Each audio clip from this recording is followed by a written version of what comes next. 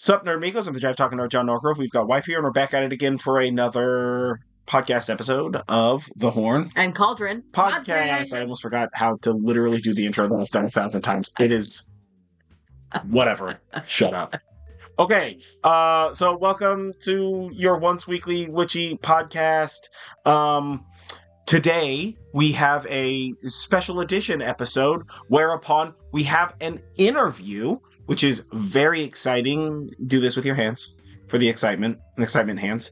It's Jazz not hands. like spirit fingers, but it's close enough. Today we're having a special guest, an interview with one Barbara With, who is an international peace activist and an author and a channeler.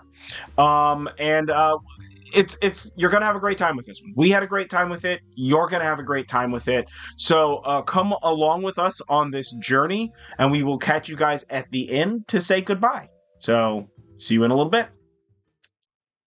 Please introduce yourself. Well, I am Barbara With, W-I-T-H, like the preposition. And I am many, many things, but for the sake of this podcast, I'm an author, I'm a workshop facilitator, and I'm a psychic channel. I've been channeling since 1987, and I work with a group we call The Party, and it's headed up by Albert Einstein. That is very cool. That's very awesome. Yeah. That's very awesome. So how did you get into, I really want to learn about the Einstein thing, but I think maybe we should start at the beginning. How did you get into psychic channeling, or how did you even understand that you were channeling? Well, it was very much I think a divinely controlled sequence is what I call. So I began when I was 5 or 6 by playing the piano. I taught myself how to play piano. Then I started to write music. And I always say that the act of writing music, going into the nothing and hearing the melody and the words and the structure and then bringing it forth and articulating it, is really the same process as channeling Einstein. So I had this huge body of music by the time I left high school, and I went right out on the road. And my vision since the time I was 10 years old was to be a rock star. And I threw everything into that. I traveled for about 20 years doing music. And during that time in high school, I started to see the mother of my friend Mike. That's all I knew. I wasn't looking for a psychic. He just said, you have to come and see what my mom does. And I was like, what does your mom do? He said, well, come and see. And so she would sit down and light a candle, and she had this beautiful picture of Jesus, and she'd close her eyes and she would start to speak. And it wasn't about predictive things, although she did predict things. It was really much more about, I think in retrospect, self-love, because I came from a very, very traumatized, dark family. And it was all about how to do things that were going to bring me together with me. So I studied with her for all those years. And then in 1987, I had been reading tarot, and I'd been reading Seth Speaks, and I was a big fan of Edgar Cayce. So I knew what channeling was. So when I started to spontaneously automatic write during a letter that I was writing to my friend, and it was distinctively different information than because I was admonishing her how bad it was to make judgments. Oh, the irony. And suddenly my hands sort of became independent, and they said, because when you make judgments, like the lens of an eye, you close down your perception, so you only see a very tiny picture of the whole. So open up, we're waiting for you. That's such a great way to describe that. It was so beautiful, and certainly nothing that I had thought of, nothing that I would have said to my friend. And so I started typing, and I said, well, who are you? Because my mentor was always an antenna. That's how she described it. She just picked up information. There wasn't angels, there wasn't dead people, there wasn't anything. So they said, we are sound. And as somebody who had been working with music, and sound was so much a part of my life, I thought, fine, I'm good with that. And they went on to tell me that I was on the beginning of this journey that was going to be change my life. And there was all sorts of things about my past. You know, there's a reason why right now you're opening up. Innocence is a power. And so they were saying all these beautiful things. And so I started to do readings for my friends for $25. You could come over and I'd write. And people would come and then they'd go and then they'd come again. And we never talked about it. We just did it. And eventually I thought I have to speak like Eunice spoke. I have to learn how to do this. But it was kind of scary because, you know, once you have sound coming out of your mouth, it gives it gravity and weight and reality. But I did it. I was at a party one day and I just said, hey, everybody, let me try this. And I closed my eyes and it really felt like kind of energy coming up through my body this way. And then this beautiful language coming out of me. We didn't record the first one, but when I opened my eyes, people were crying and it was really powerful. So that's kind of how I got started into channeling. Wow. That's That awesome. is so cool. So when you're channeling, are you fully aware of everything? You're just sort of like in the back seat, basically, being taken for a ride. Okay. Yes. And because So I'm too curious. Wouldn't you be? I wouldn't want to be like Eunice and Yes. just go into Yeah. absolutely, yeah, it would be a course. little disappointing to be Yeah. blacked out during an experience like that. Yeah. Yeah. Maybe a little scary too. So how did you find out, or how did you reach Albert Einstein? Were you always a fan of his, or he just No. sort of found you Do and you- decided I like this one? Yeah. Do you have a classical relationship with physics or He math? does. So, As a physicist or mathematician, I'm like, You do? Einstein, what a choice. Yeah, no, but you know, I always thought of music as a kind of a math, right? Sure. Yeah. I mean, I never thought of myself as a mathematician, but music was that way. But well, so again, this was kind of a divinely sequenced process where in 1993, I had this idea, what if I channeled for a group of people? What would this voice of we say to a bunch of people? And I couldn't get anybody that I knew who had been my clients to be interested, which I thought was weird. But I got a referral from a woman named Teresa, and she came and had a reading. She sent about 6 of her girlfriends. Then she sent her best friend, Kim. And Kim, at the time, was somebody who would never in her million years gone to see a psychic. She was a very conservative businesswoman. She was helping her father in World Aerospace. That was his business. And she had matching pearls and handbag and never dangly earrings. And she got into crisis. And it was so bad that Teresa convinced her to come. And when she came and did her reading, she was so energized. She went home, she transcribed that thing, and she started calling me, asking me, well, what does this mean? And what does this mean? And then they started showing up at my gigs. So we would talk on the breaks. And pretty soon I was like, while I was thinking, here's my group, they were thinking, we should get a group together and ask Barbara if she wants to come. So I began to do groups in 1993. And in those groups, the girls asked, who are you? And the answer was, you can call us angels. And I was very skeptical. I'm a naturally skeptical person. I think skepticism is a beautiful, healthy thing because truth will outlast skepticism. And we had a talk about it, the 3 of us. Is it? And we decided that since the information that was coming through us was so remarkable and so divine, and our lives were changing so much for the better, that we didn't care it was the Easter Bunny. We were going to keep channeling. And what these angels told us, miraculously enough, and even today we look back on this and go, how did this happen? They said, we have this revolutionary process for humans to resolve conflict within themselves first that will result, the byproduct will then be world peace. And we need living, breathing humans who are actually having conflicts to test it, because we can sit here in afterlife, or, you know, they were angels at the time. And so, of course, we were all in, and eventually we had our first fight. And we sat at my kitchen table, me pointing at Kim, well, you should do this and you should do that. And she was like, well, you need to do this and you need to do that. And I said, whoa, let's get that transcript and see what they say.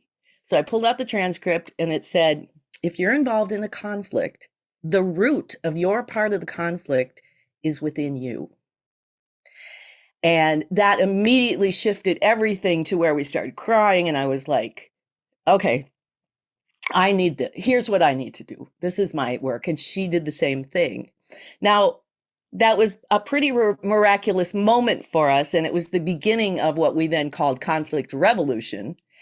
But what happened that night for me, I think was the most impacting, is that I went to work. I was singing at this club in Minneapolis, and there was a waitress there who had never liked me, or she just never warmed up to me. She would never even say hello to me. And I don't care. I'm not there to be friends with everybody. That night she came in and she was like, Barbara, do you like Patti Smith? I've got all these cassettes. And she couldn't talk to me enough. And she put $20 in my tip jar. And I thought, this is what these angels are talking about, is that when we change it here, there's some kind of scientific, I'm using air quotes, scientific thing that happens where what happens in the arena where the conflict is gets changed kind of miraculously in a way that I couldn't have gone into that club and said, hey, Shirley, why do you hate me? Let's facilitate this kind of outcome. So that was really the beginning of conflict revolution. And we published our first book, Diaries of a Psychic Sorority, Talking with the Angels, in 1997. And in 1998, I got a call from a paranormal tabloid in London looking for an interview with Princess Diana from Beyond the Grave on the 1-year anniversary of her death. Sure. Yeah. Of course. Yeah. Of course they wanted. And again, the skeptic in me was like, okay, I had been learning that I could speak to people who had passed on, but they were Teresa's mother and, people in my circle. I'd never gone to them. They would appear to me and say things like, here, you need to get this to my living son or daughter, whatever. So I was very skeptical. Well, how do you do this? What are you talking about? And I thought, okay, let's try. So I typed the interview. So I was channeling the questions and the answers. And after I printed it off and read it, I was floored at how much detail there was about her relationship with Dodie, about her children, what happened that night. But her whole message was, if everybody who had put flowers at the palace would do this inner work, we could have world peace. So world peace, everybody's a star in heaven. And of course they didn't want it. Of course they were looking for Camilla. John and I always talk about, if we could only overcome these things, we could all have Star Trek future. Yeah, right. Right. It's like just a little bit of work everybody can do together, and then world peace. Everybody's happy. None of this drama that's going on. Yep, you're on board. You're exactly there. So my agent and I made this. We thought, well, if there's maybe there's other famous people who want to talk. So we made this long list, Gandhi, Mother Teresa, Elvis. And I would go to them in my head and imagine, I'd say, Mother Teresa, would you? And she'd go, no, I'm too tired. Or Gandhi, I said it all in life. Elvis, I'm getting in too much trouble as it is. And then the next person up was Nicole Brown Simpson. And that was really insightful to me. Because I always thought, we die, we go into afterlife, everything's all peaceful. Oh, no, we have attachments and we have continuing education and we have evolution there too.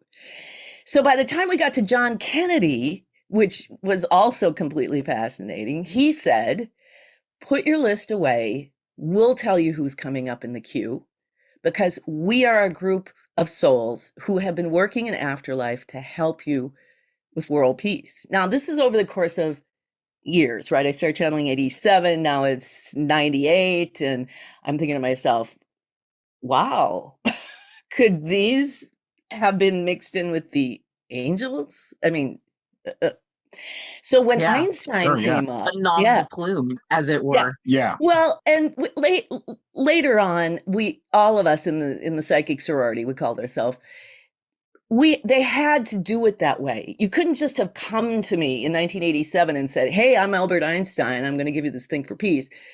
It had to be the way that it was. Sure. But when he came up, there has to be a journey to like inform you so that way you're not just immediately skeptic, like, okay, sure. Yeah. You gotta take the steps in order to understand the goal. Yeah. Well, and it's a little mind bending. It's challenged my mental health because really, I am being visited by Albert Einstein. Yeah, so it was a process. But when I channeled that interview, it was the voice of all of my channeling, and I was shocked because I thought my channeling had a very distinctive sort of accent to it. We always joked because I couldn't replicate it when I wasn't channeling. And I heard someone on TV one day and I thought, that's the voice. And it's Yiddish. It was Yiddish at the time. And this is long before Einstein. Oh. So I was so, like I said, I wasn't like who doesn't love Einstein, really? I just on general principle.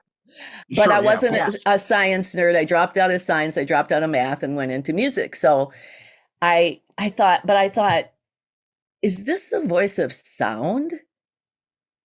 Is this how far back this goes? Oh, yeah. And just recently, because this is a lifelong discovery process, was he somehow inspiring me as a 5-year-old to climb up onto the piano and figure out how to play the piano all by myself? So it was pretty deep and profound, and I was skeptical, but I thought, let's do a book just for Einstein. Let's just focus him. I published Party of 12, The Afterlife Interviews, and in 2001. And in 2005, it was the 100-year anniversary of E = MC squared and his miracle year. So I thought, well, this is a good time. I had no idea what he was going to say. I just loved him. I thought, let's do something. So I channeled a bunch of interviews and I spent the winter editing. And I imagined that he was sitting right here and he was telling me things like, okay, Google black holes. So I know nothing. And take these 3 terms: source, lens, and observer, which are 3 terms having to do with the construction of a black hole. And we're going to put this in our map. And what he did was he delivered a unified field theory that was complete with what we call the map of human consciousness, because you can't have the physical world without human conscious interacting with the energy. And he delivered a scientific, quantifiable definition of compassion, with a capital C, as the 5th fundamental force of the universe. It's the creative intelligence that uses the 4 fundamental forces to impel the creation of the physical world one step at a time. And that blew my mind, because I'm no one. I'm not a scientist, but I thought, compass. He loved compasses in real life. He was also a great peace activist in life. And so but I was really skeptical. And what he said was, the source of everything that we experience is in the center of the earth. And it operates like a black hole. And in 2005, I said to him, you expect me to go out to the world and say the source of everything is in the center of the earth and it operates like a black hole? I trust you. And now if you read anything about Brian Greene, he's coming out and saying black holes are not just big things out in space that eat stuff. They operate on smaller levels, and it's very likely everything is originating in a black hole. So I took that book and I traveled around the world and was teaching conflict revolution. And what his unified field theory does is it's the theoretical proof of why conflict revolution and what the angels told us, like you just said, if we bring peace here, it'll manifest outside ourselves. How that happens, how the matrix works, the whole operating system, and why when we bring peace to this part of this gravitational wave that is us from the center of the earth flowing up to the surface of the planet, creating this lens of our physical experience, that part of the wave, it's in non-physical, has the 3 human dimensions, he calls them, of emotion, intuition, and intellect. And when they're not in alignment, then it's a perfect system. So if there's conflict between your intellect and your intuition, it's going to perfectly manifest in the planet as conflict. So when we bring peace to these and align to compassion, as he says, it will naturally manifest, sort of like that waitress, in the world outside us.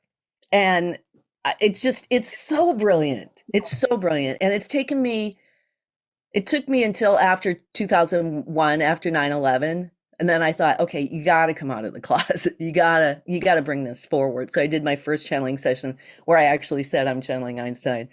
And it's been an amazing journey ever since. And I've got my last book of Einstein was Einstein et al., Conflict Revolution Manifestation and the New Operating System. And it's kind of the definitive of everything, of all the many years of this work. Yeah, that's awesome. Wow. Yeah, definitely, man. Yeah, that was a lot to take in. And it's going to be several days of processing to put all that together. But fascinating. I'm very into it. Absolutely. That's super cool. And so you were saying that you think that sort of like all the way back to when it was just sound that had some portion of or expression of the Einstein, the later Einstein voice, like one of these, like when you look back you can now see like, oh, that was the accent or what have you. Well, when I was doing my first typing, when I was automatic writing, like spontaneously going, what? Of course, I would never have thought it was anybody. I mean, if they would have said angels, I would have been way more skeptical than when they said sound. But I think in retrospect, after being through this really divine, amazing unfolding of how everything unfolded, and that they brought me Kim and Teresa was absolutely essential, to have witnesses, to have people that we could be in conflict with and then use the theory to make sure. And so we could corroborate on what this work has been. And I as I get older, and I'll be 70 next year. So this has been a long journey of unfolding. And every year that passes, I am more and more convinced that this is absolutely, and just like your responses, 10, 15 years ago, I could say those things and people would go, what? What are you talking about? But now, I mean, I've probably done 60 podcasts in the past year, and people just go bing, bing, bing, bing, bing. Because when it's truth, it resonates. It's not me that's making you believe. It's that what I'm saying to you is truth, and it resonates within you. Yeah, definitely. And I mean, I think that it certainly helps that, one, we have this new medium, right? Like, honestly, even 10 years ago, but like especially 20 years ago, we could have a phone call with a tape recorder, maybe, man. Like, I know. I mean, there was teleconferencing tech, but not at our levels at all back then. You can have lipstick on your operation. Zoom call. You can make sure you have lipstick on your lips. Yeah, exactly. But like now we have this, and we're in the middle of what I think of as a bit of a sort of esoteric revolution where there's so many people in this space, whether it's something like, witchy stuff or tarot or whatever, or even just like, I mean, like I listen to a podcast that like mostly talks about like Jungian theory and things like that. So there's like so many places that all this stuff is sort of bubbling up to the surface nowadays, especially as compared to, we've talked about before on the podcast, how like back in the 90s, there was so few resources for anything kind of like this. You sort of had to go in a little bit more blind than not. There are so few books and you had such little access to these things. And with the internet and, the advent of all this technology and sort of like what we've gone through over the last, 30 years, has really sort of changed the global relationship with these sort of concepts, for sure. That's awesome. And so it sounds like along this entire journey, you also have been making music. You're a Yes, musician. I am. Okay, that's awesome. That's Yes. awesome. And is it still mostly piano? Um, well, it's piano, guitar. I arrange, I compose, I produce. I've got a couple of CDs back when they were hard CDs, but actually the work that I did as a musician, because I started writing when I was so young, and I've probably written 1,000 songs. Not all of them have survived, but many of them. Sometimes I go through my catalog and it takes hours. But that was done not because so much that I wanted to craft music in order to become a rock star. It was because I had so much emotion inside me that was going to, I'd said, if I don't write music, I'll die. I will literally have to kill myself because there was so much trauma that I was trying to get out. And a lot of that music, of course, was about lost love. But in between that was starting to be these songs, like I have this song Earthbound about angels coming down to earth. I thought I was writing about a guy I was dating in the Air Force, but years later, here's these angels.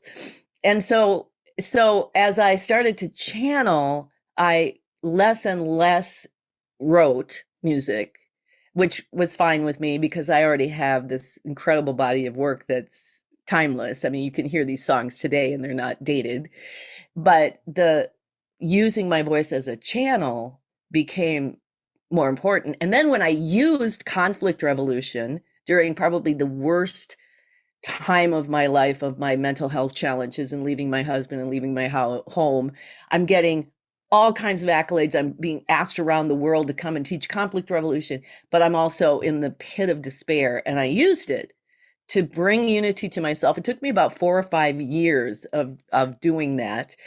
But then continuing on to bring this wholeness and this unity within me, is now at this age, I am dedicated to I call myself a peace pilgrim. I'm on a world peace tour for the rest of my life, because what else can I do? What else should I do in this world? You guys are young. You have inherited this world that is just so conflicted. And now here we are on the brink of World War III. And Einstein in 1955, before he died, he and Bertrand Russell penned a paper called the Russell-Einstein Manifesto. And in it, it was his plea to governments to resolve conflicts peacefully because no one will survive World War III. And that was 1955. Yeah. So here we are. So I use music, but I'm not on the road like I used to be, and I don't write as much, but I have certain songs that I use in my work. And belong to a spiritualist church in Duluth, Minnesota. So I get to channel once a month for the church and do sing-alongs and such. That's awesome. That's awesome. Yeah, the reason why I brought up the music thing is that and Julie gives me the business for this in good fun. But I am not a musician whatsoever, but musical theory is arguably one of my favorite things to study. Jazz theory, classical composition. I've done a little bit of studying into the scale used in India, which is different than the way that we scale things, and how like a linear scale doesn't work in this, like it sounds weird to play music in like a flat scale where the spacing is perfect all the way up and down, as opposed to having those little shifts so that way it sounds more perfect in the human ear and things like that. I love music theory, but I approach music theory purely from a scientific standpoint, because music, to me, is 100% math. Yeah. Right? Like, absolutely. Music is just string theory macroscopically. It's just physics given sound, like this sort of a thing. So like the sort of weird overlapping Venn diagram of Einstein and math and physics and music and channeling and like this conflict revolution and all this is so connectively close to things that I have always been studying. It's such a it's one of those small world moments for me. Oh, good, You good, know? good. We were just talking about how music is math. I was just teasing you Yeah, he about was that. just giving me stuff for it. Because I'd watched some music theory thing, and I was just like, oh my God, I was going off about it. Because as much as I can't play music, I love studying music and listening to music. I'm a big music person. So, Well, that's wild. And when I started to play, now everybody in my family played, so I was exposed to it. But when I started to actually learn how to read music at a very young age, I was like a rebel.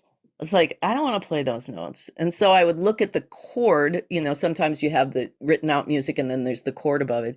And I would say, I'm going to figure out. So I'd take the chord and I would play what I wanted to play. So I can read music and I can play basic. I'm not any great pianist when it comes to reading complex music, but I often wonder, where did all that math come from out of me? To come into these complex songs with rhythms and melodies and words that have meaning and tempos. And it's really, really amazing music. yeah, definitely, definitely. Well, and hearing you talk about your journey in music and your journey in channeling for me feels very and this might sound cheesy, but it feels very jazz, man. Oh, I love Right, that. because jazz is so much. I mean, you have like organized, structured jazz, but then you also have that like truly wild jazz where it's just like five people on a stage who may or may not know each other that well, who are just going to start playing, and there's that unspoken communication just purely from the sound, where the piano's going to pick up here because your trumpet is dropping off or your singer's dropping off, or the drums are going to shift, are going to shift your rhythm so that way everything picks up, or whatever. I feel like it sounds like the way that you experience music is similar to the way that you experience channeling, wherein it's this very like bubbling up out of like the desire to do this thing, as opposed to that, like as opposed to the like classic structure, the like play Brahms 47 times. That like sort of like hard structure that a lot of the ways we interact with music inevitably becomes, and it's a lot more jazzy, which I'm very here for. Well, and I've always said that, as with jazz and jazz improvisation, just how you so beautifully described how a group of jazz players, they're like an organism. I've always felt like there's like a 5-second delay. So, like with channeling, it doesn't feel like I'm waiting 5 seconds, but when I improvise, there's like it's coming, then it's coming, and then it comes through. So it feels seamless, but there's some kind of organic communication that we do with each other as musicians that allow us to move in that sort of oneness that create that whole synergy, Totally. I guess. Yeah, no, Yeah. totally. Do you find similarities in the state of mind that you have while channeling as you do when playing music? When I am compelled to make a really great dinner or to do some art, I feel the like welling up of the thing inside of me. I have to let it out. And I often find, for me, the feeling that I get when I find and reach that artistic flow state with the thing that I'm doing is very similar to the flow state that I reach when I am in deep meditation and reach astral projection. Yes, it's absolutely the same. It's kind of stepping, like you said, you kind of put what I do is I see my ego in a little tiny chair. So I don't shut it up completely because that's too much work, but it becomes little and then the space opens up for that energy to come in and I can connect with it. And it's the same way with music. I start playing and close my eyes and we're in a whole nother world. Oh, interesting. I envision it personally as being in, if you're familiar with that show Stranger Things, Mhm. they have that liminal space that's all black that has water on the floor, and I basically envision myself there, and then I fall through the floor when I reach the state. And Oh, then when nice. I come out of it, I often find that I am almost gasping for air when I come out. It's like, okay, I'm awake. Okay, we're back. Back to this tiny little finite world. Yeah, Yeah, yeah. yeah, absolutely, absolutely. Do you, with regard to channeling, it sounds like you've done both recording or like speaking and auto writing. Do you find one is easier to do than the other, or are they sort of self-similar? I don't do much auto writing anymore. I do all the channeling, and it's very, I consider myself like a marathon runner who's going to do 3 miles. I can I can pretty much pick it up and close my eyes and tap in. And oftentimes now I don't sound like that Yiddish Einstein voice anymore. It oftentimes sounds just like me being so completely brilliant and tapped in. But I know that it's this, they call it a beautiful dance of great cooperation. So it's all of us speaking through me. All right, yeah, That's cool. I that's like that. awesome. I dig Yeah. that. Yeah, totally, Yeah, totally. you had mentioned earlier that you had struggled with your mental health when writing several books and doing this. Have you found that people generally have been receptive to that you're being a channeler? And if they haven't been, how have you kind of dealt with that yourself? You don't have to go into any great or painful detail, but I would love to know a little bit more about how you basically have overcome the haters. Well, luckily I haven't had many haters, but I've had a lot of in the early days of skepticism because back in the day it was a very rare thing to be a channel that would speak. And even today I get, the fundamentalists saying, "Oh no, the devil's going to come up and to overtake you and you have to be careful you don't become possessed." And I've never had that experience. I'm not saying there aren't demons. I'm saying in this model that we've had, the dark side and the shadow side, which I listened to your podcast about that. I thought was really interesting too, is Oh, thank you. is part of the whole. But through the years, I pretty much have kept it kind of to myself, to just, I call it the participation of the willing. I'm not trying to, convince people who don't want to be convinced, but instead attract people who are very interested. It took me a long time, like I said, from 1998 to 2001, where I could even really admit that I was channeling Einstein. And then even after that, I was still sort of hesitant about it. But you know what? In today's world, people are so wide open. I had a little segment on Tucker Carlson. Okay. Tucker Carlson. You hate him, you love him. You wouldn't think of Tucker Carlson as a spiritual person. And I got a chance to ask him a question, and I asked him, "Do you believe in afterlife? And do you believe that we can talk to those who have passed on, given that Jesus rose from the dead and went and talked to all his friends and family?" And his answer, because he's a Christian and he did the usual, we have to be careful because we all know we can be possessed. And I said, "Well, Tucker, but what about the early prophets?" "Oh, well, God can talk to you. That's a fact." I said, "But how did they know? Given what you just said, how did they know it wasn't the devil?" And he thought, and he said, you could tell it by their fruits. So if my minister came and told me to beat my wife and throw my kids out, that would not be of God, because the fruits of that would be a lot of conflict and hurt. And I said, that is the perfect answer, because the work that I have done has not only elevated us individually, world peace one person at a time, starting with us, but it's made huge impacts on the world around us. So I'm finding ways to approach even Christians who have that feeling like, oh, the devil, and be able to have conversation where they bring themselves around. So to understand what it is. And now I heard on Tucker, he was interviewing some Christian songwriter, and he was talking about how he was writing the song, and it just came through him. And Tucker said, "Is that channeling?" I thought, You're go like, Tucker. yeah. Yeah. Oh, that's awesome. That's awesome. Well, it sounds like you really are bringing world peace one person at a time. Yeah.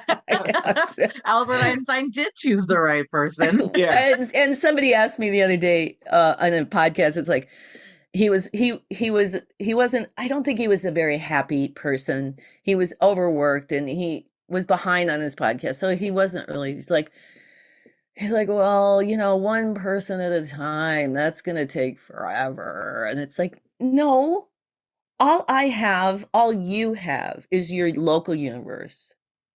And if this thing works where I create peace within myself, and then naturally I start to manifest peace in my neighborhood and peace in my family, peace first with my life, that's a gracious plenty circle of people that add up. And not to mention, in the model, a part of me is actually a gravitational wave that runs from the center of the planet to the surface of the planet. So I have a piece of the earth that I can influence, and that then radiates out from that inner non-physical part. So yeah, I think it's a brilliant idea, and that people, when they learn, they're like, we all are, we're wringing our hands. What can we do? What can we do?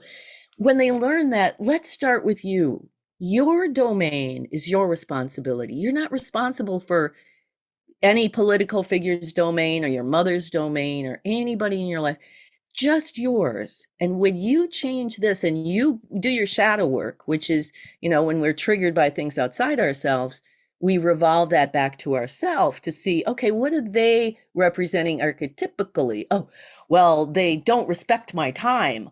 Okay, let's go and see how you are not respecting your own time. Where are you saying yes when your intuition is saying no, etc.? And when people find out that this is all I have to do, it's like this big liberation. Like, no, you don't have to. This is not about you figuring out what's for the good of the whole world. It's for the good of you. And this is where we start. Totally. Yeah. Well, and one of the things we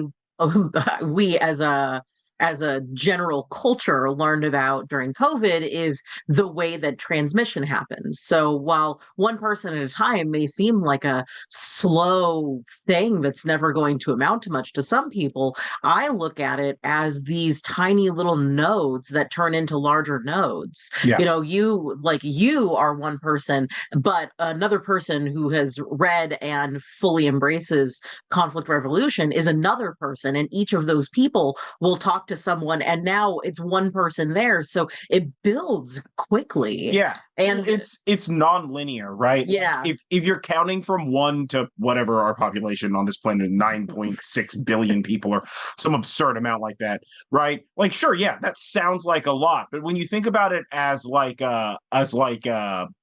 almost asymptotic viral trajectory, right? If you fix, if you do your work for yourself, and that is, that energy, that influence has a positive effect on 9 people, right? Over the course of some amount of time, right? And those 9 people inevitably do the work on themselves, and they have the effect on 9 people. Well, now you're already at, you're not just at 18 people, you're at 81 people. Now you're going to keep going, and it spreads, it builds like a wave, right? You were talking about like how gravitational waves, right? We don't detect the single non-specific gravitational particle from 2 interacting black holes, billions of light years away. We detect a waveform as wide as our solar system in order to do those things. And even something like gravitational waves, the larger the detector, the further out we can see, because it builds,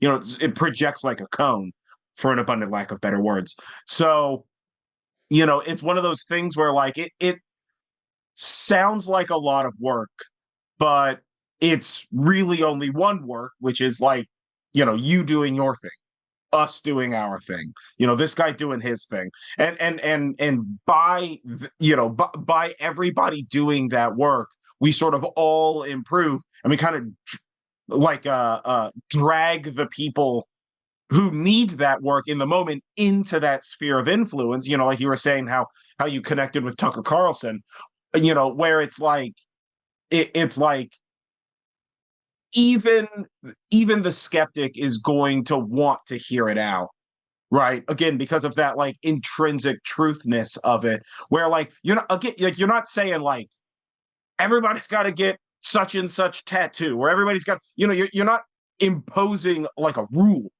right? It's that how, you can tell by how its fruit, by what fruit it bears. That's such a great way to say that. Shocking. That's such a great way to say that. But like that makes sense, right? So long as we're all just sort of like trying to improve, then that itself is going to cause other people to want to improve. Absolutely. And when I think of when I started channeling and started doing this work, so it's over 30 years of people who I have channeled for and been exposed to. And even when I didn't know it was conflict revolution, they were still telling people in its rudimental form what it was. So the other day I'm a big news freak. I just listen to everything. I want to know everything that the culture is putting out right now, because isn't it just crazy? And people are like, I can't listen to news. It's making me so upset. I'm like, I don't know if it's Einstein and the party who wants to know everything, or if it's just me that wants to know every little detail that I can find.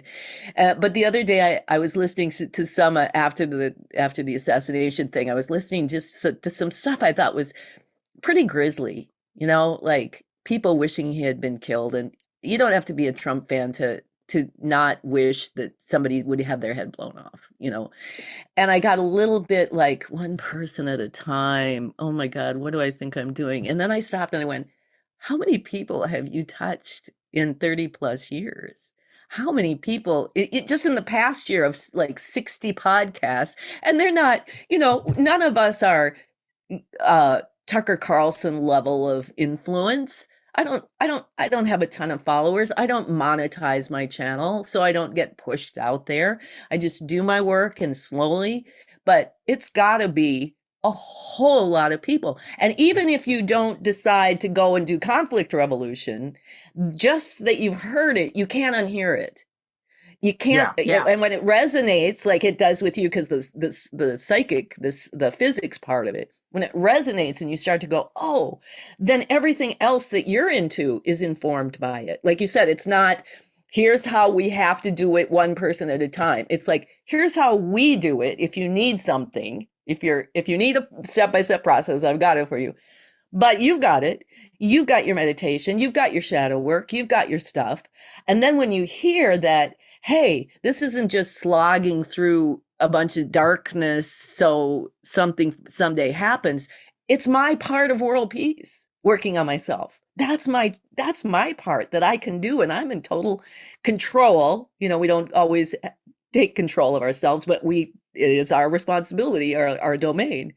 So yeah, I'm excited. I like the one person at a time. It's a lot less pressure. Yeah.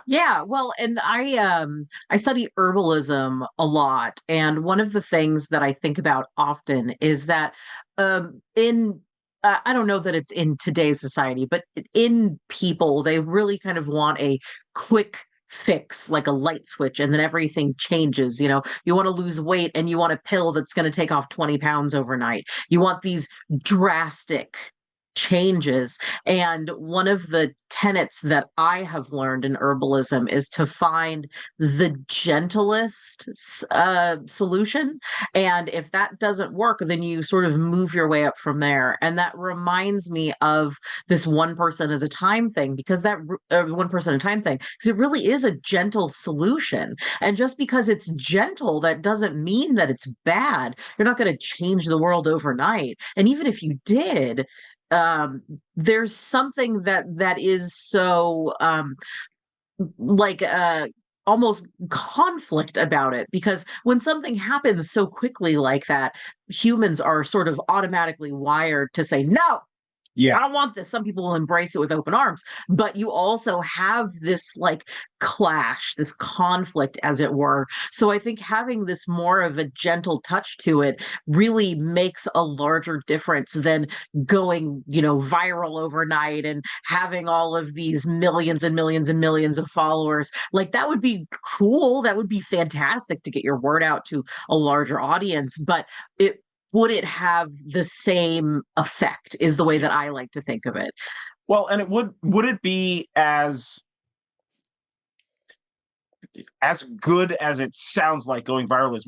We just recently watched a thing with a musician. She's like a pop star of some sort who's been like fairly popular for a while, but she just got like really, really big. And like on her, like in her shows, like her like world tour or whatever, she's talked about how like stressful it's been to be this popular and how it's like taking a toll on her like mental health and her physical health, and how she like almost regrets being like having gone viral and things like that, and I mean, I search my mind for an easier, a less gruesome example, but like if it's the like if you put something in water and you raise the temperature 1 degree at a time, it doesn't detect that the water's getting hotter, right? The Because frogs. we can't sense slow change. Yeah, the frog analogy, that's not a great analogy, but it's like the fastest one that came to my mind. But it's like if you're doing this one person at a time thing, then the change, it doesn't become like if overnight, right, the government were to say like this is the way that we're solving all of our problems now, this is what we're doing, you're gonna have a bunch of people rally against it just for the sake of it being changed, because people don't want change, or they don't think that they want change, at least, right? But when it's slow, it's easy to kind of not notice it. I mean, I would make the same argument with like global weather changes and stuff. So many people are like, well, but it's not, it's only like 1 degree. And it's like, yeah, it's 1 degree now. It's half a degree now. What happens in 10 years? So it's so hard we're good at seeing big changes, but we don't have the sort of presence of consciousness to revolt against small incremental changes because they sort of fly under our radar, right? It's like if it's a small enough thing, we kind of aren't cognizant of it as much. It's the little thing. I've recently had a conversation with a bunch of old timer friends of mine about how like vegetables don't taste as good anymore. Right? They're like tomatoes, just like one guy's like, that's why I garden, because like a tomato from the store, just it's not what I remember as a child, And I'm like, yeah, I completely understand. Like, but there's such small changes that we don't notice that like our food loses nutrition over time because our practices are like not great, or things like that. So we don't notice the small changes. But again, terrible example for trying to make positive changes. But well, in my mind, I'm just like not coming up with slow positive changes. I mean, arguably, well, democracy. This is one though, because but when I started doing it the right way. Yeah, exactly. In 1993, when they were channeling that at the root of everything, there is emotion. And when we look at our 3 human dimensions, emotion is not the feelings that we have. It ends up there in our body. But emotion is the primordial soup. It's the basis of building blocks of the physical world. And even just in the 90s, when we were saying that a lot of physical ailment is due to an abscess of emotion that doesn't get out, that was so controversial. Now you hear it everywhere, one person at a time. And I'm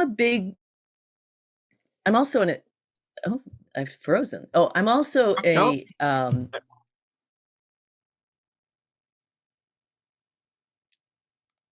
we're getting a little freeze action going on here. Okay, I think I'm back.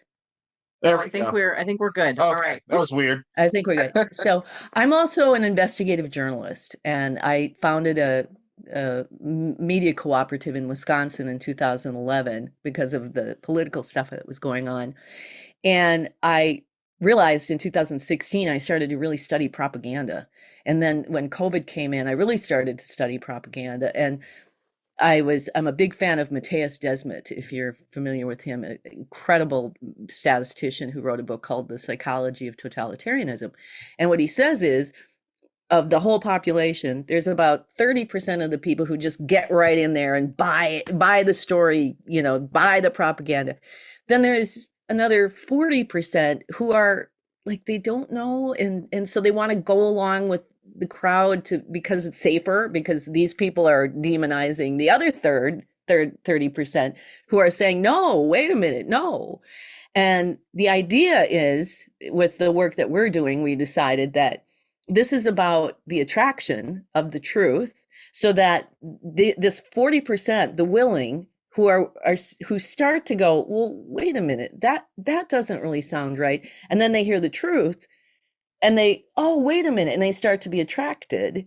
And what I always say is that the people who are sheep, who want to be told what to do, are just fine here, because what we're going to tell you to do is be a sovereign individual. We're going to teach you how to be your own free thinking person. So it doesn't matter if you're coming here thinking, oh, it's Barb With and it's Einstein, because I'm not glamorizing myself. This is not about Barb With become famous. It's about helping you how to understand how to be that. And I have seen that 40% really shift. And now these 30% who are all in, they're the loudest. But these people who are really waking up and wanting to learn, they're the important people too. Yeah, absolutely, absolutely. Well, and you see that even in especially now, since we're in election time, right? This is the big talking point. And like you were saying, how much you consume news. I am like a constant news person. I've always been this way. I love the news, and I know that it can be stressful, and I understand. I completely understand and respect the desire not to participate in that conversation, because it is a lot of really bad takes, right? And like toxic rhetoric. But I have to know.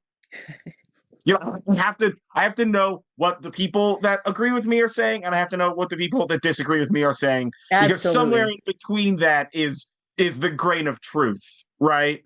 But like, you hear about in elections all the time, swing states, right?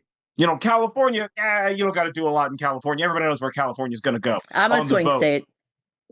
But swing states, those are those places where it's like, now we've got to spend, all this money to convince people, and propaganda is a whole topic right there. I know we could do.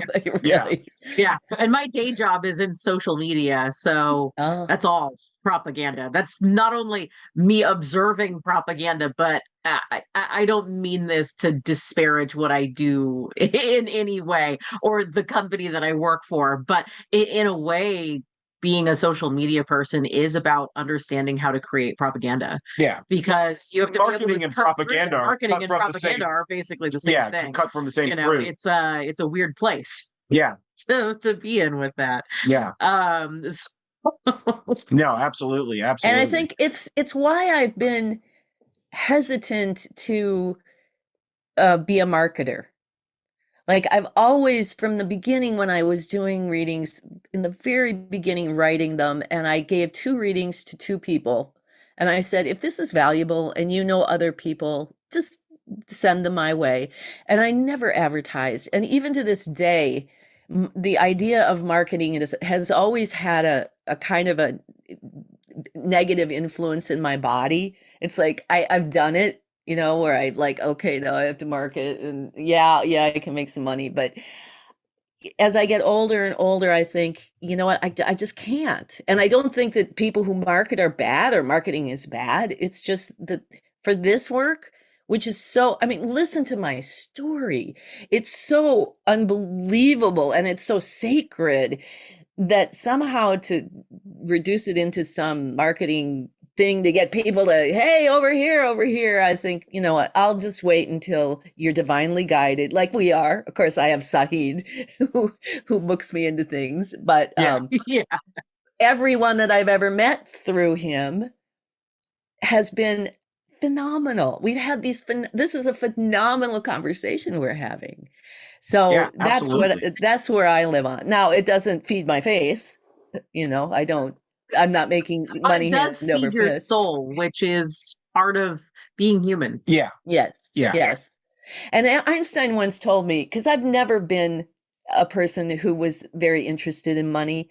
When I was in rock and roll, who cared if you made $100 a night, if you were on that stage singing those songs?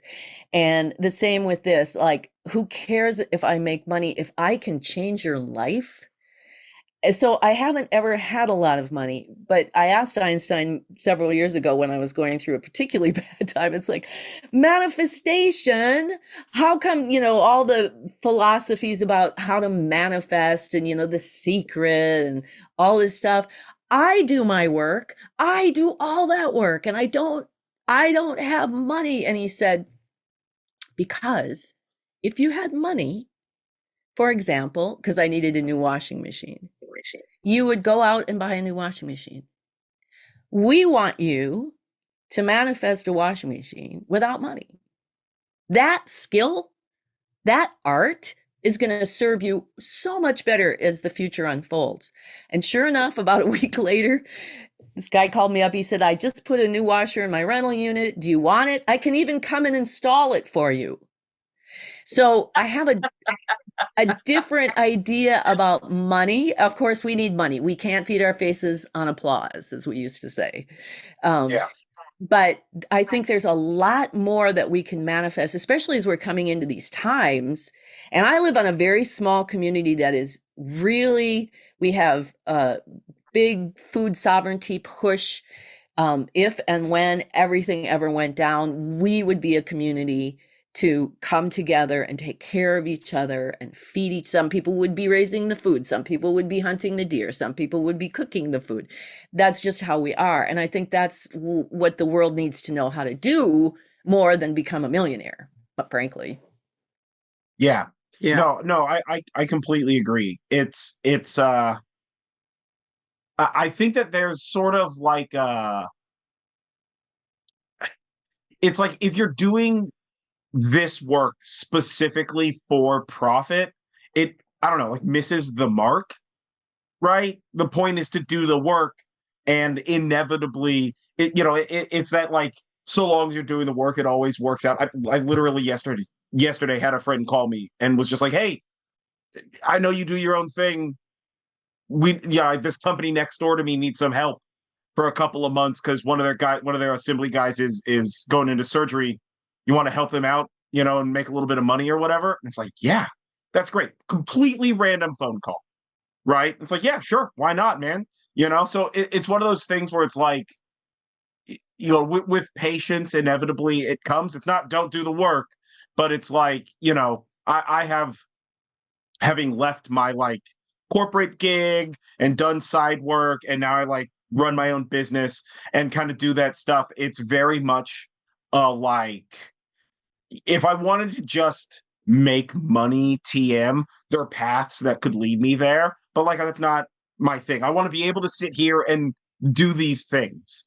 If I didn't have the schedulable time to do this, we would have never been able to have this opportunity to have a conversation like this. It's you know it's it's that path, and of course I'm lucky enough to be able to travel that path because Julie has a full-time job, and for whatever reason my business seems to be working out well, a thing that I'm consistently shocked about.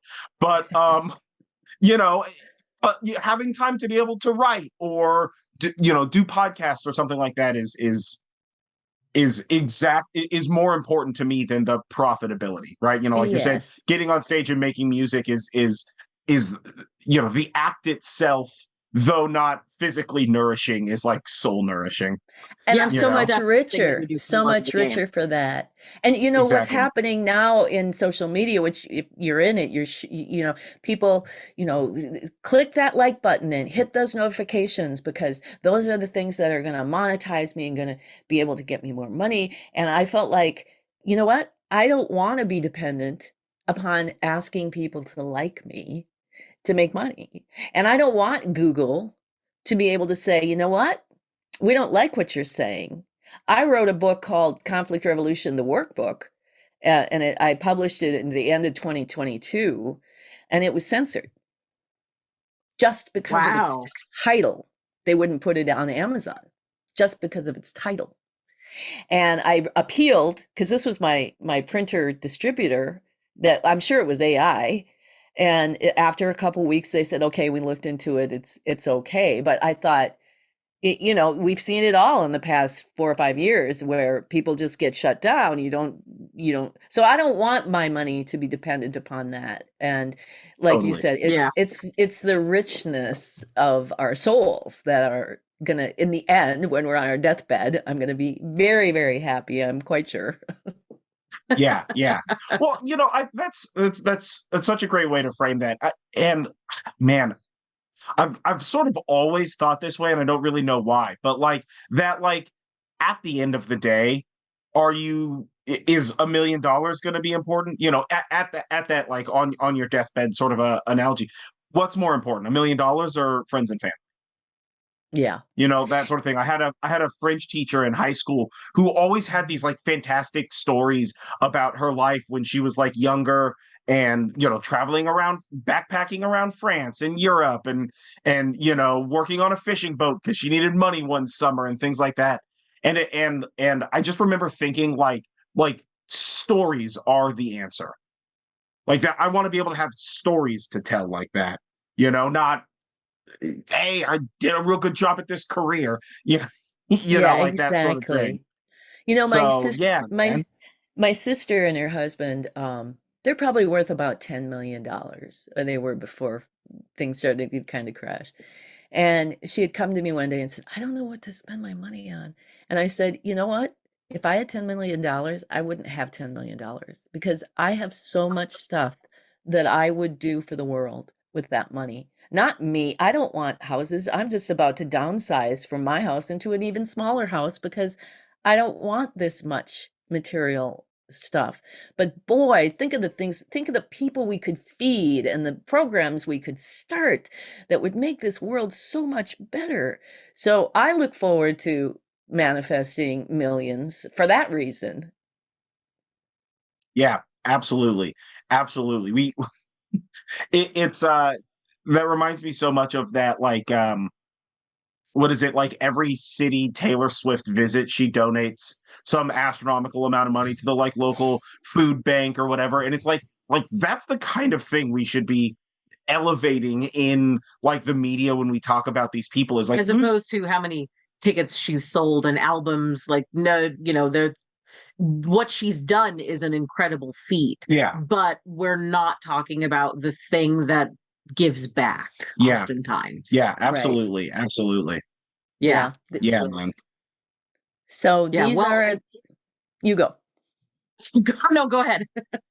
No, I'm just saying these are all of the changes that in my life I have seen unfold since the first time I sat in front of Eunice without any recording device to having so many people just be able to have these kinds of conversations, and if they start to just do little things in their local universe, they become more full and rich and deep, happier, evolved, the people around them. And the angels used to talk about these circles, about how many circles, like you were talking about, extend outward in our influence of this work. So kudos for you guys too, for regularly having these kinds of Thank you. conversations. Yeah. Yeah. Yeah. Thank you. Thank you. Yeah, it's I low key hate the term calling, right? And it's the same thing with like why, like, as much as you're forced to say it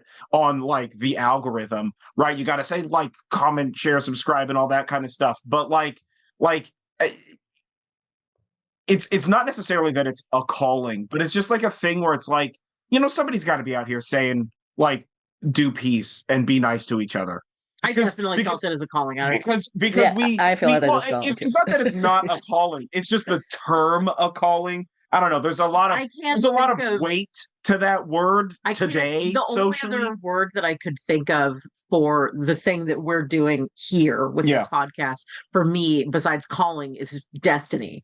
Yeah, sure. And I feel like that's a little That's much even for a more. lot Yeah. of people. Well, and like in my mind, I'm just like a responsibility for, but that sounds way worse. Now that sounds too businessy. Right? Yeah, that Right. sounds way worse. So I don't have like a good word, so I'll use calling, but I feel like there's a better word, and one day I'll figure Well, it and out. we use mission.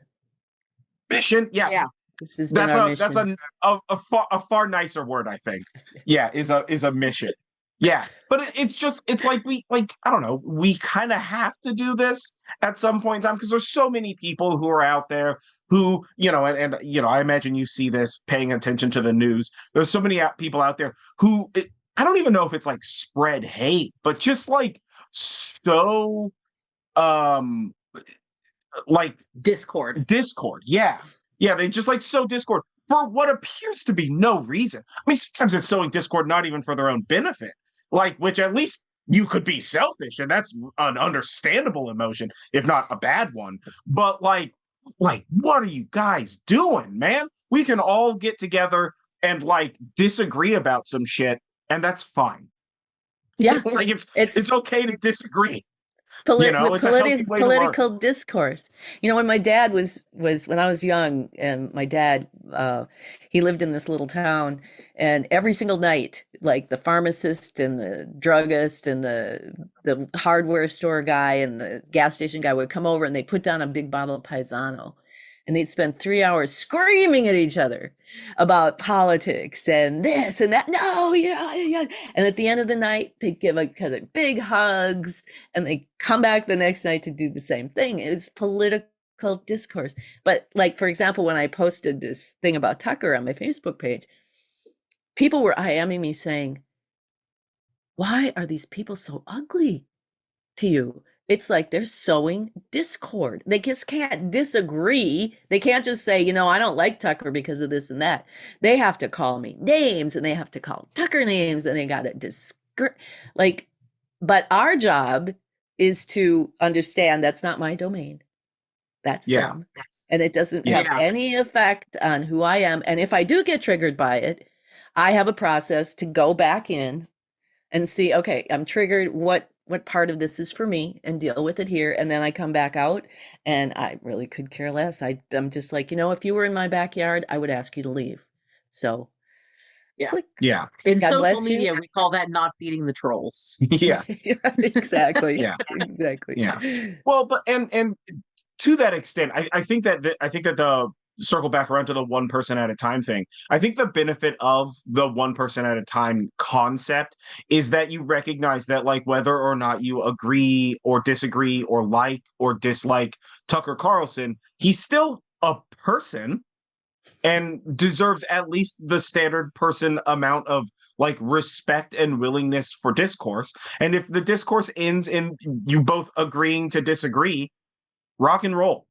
Exactly. Go talk to a different person then. And who wants to be in a world where everybody agrees with me? I don't. Oh my goodness. That's just that would just be boring.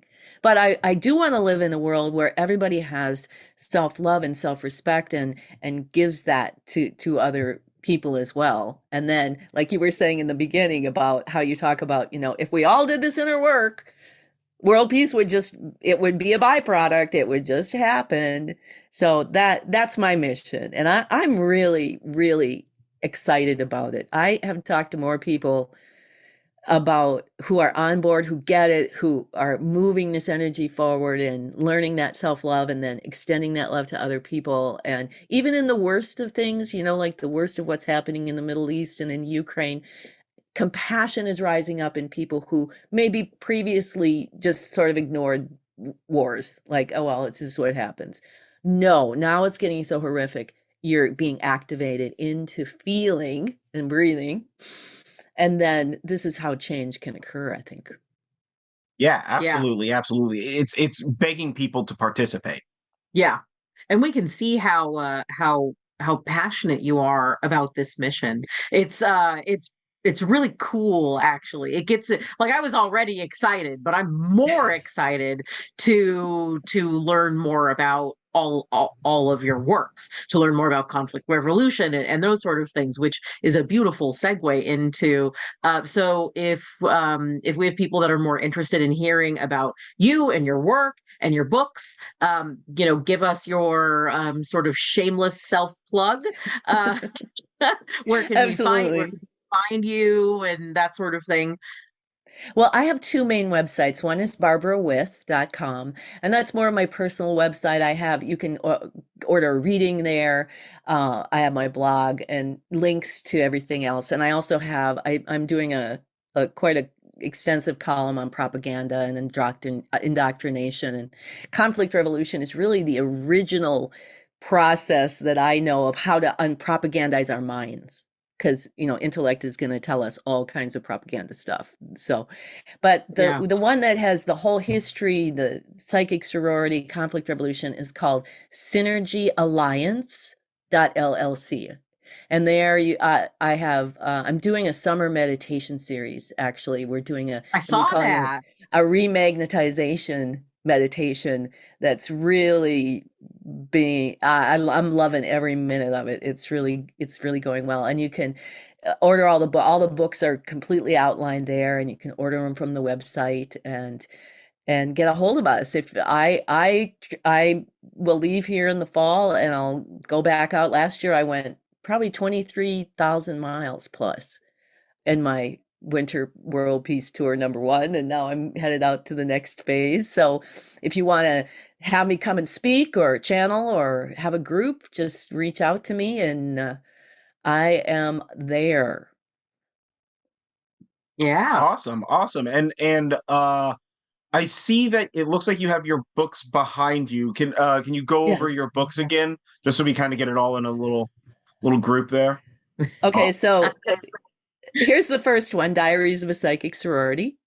And then the second one that came out was Party of 12, The Afterlife Interviews. And then I did Imagining Einstein, Essays on M-Theory, World Peace, and the Science of Compassion. And then by that time, that got me kind of going all around the world, I wrote my autobiography called Party of 12 Post 9/11. And in here, which is interesting, I did a interview with Kurt Cobain. And he was saying what you were talking about when musicians get big and famous. He talks about the whole transition from when he was just in little clubs to these arenas, and what the toll it took on him.